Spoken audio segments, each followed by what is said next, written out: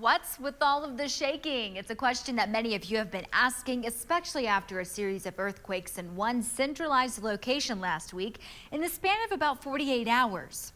We know that they are all likely linked to the oil and gas industry. Today, the Railroad Commission is going to put that suspicion to the test. They're shutting down saltwater disposal sites for a portion of Midland County. Jonathan Polasic is on the story tonight. Jonathan, this move only applies to certain wells.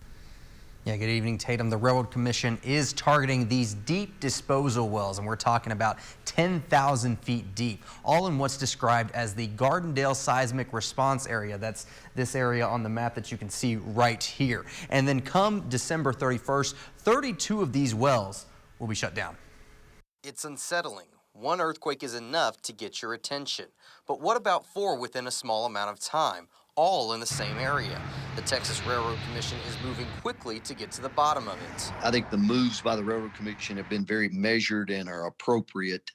The industry's working with them on this too, because we're all citizens of the Permian Basin, and we don't want to feel the quakes here either. Wastewater is a byproduct of oil production, and injecting it back into the ground is common practice. The Railroad Commission believes this method is aggravating old fault lines, causing the earthquakes. They were smart to not just shut down all the shallow injection, because it's very low likelihood that it's the cause.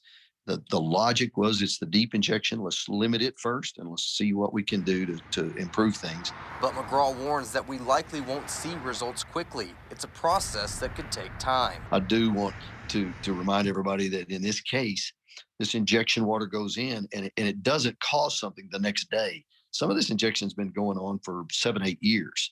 And all of a sudden now we're at levels that are causing there's slippage. So what does this mean for the people working these wells? McGraw believes that these wells will still be operational. They also were thoughtful enough. They gave the operators the ability to recomplete, stop deep, and you can come up to the shallow if you need.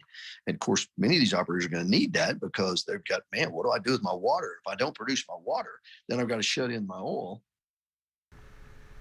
Now again, December 31st is the day that this suspension goes into effect, so less than 2 weeks from today. And McGraw hopes that the basin will be patient while the suspension is in effect to allow the Railroad Commission and these companies to see if these deep oil and gas produced water injections are the cause of these quakes, something that we will also be keeping an eye on. Tatum.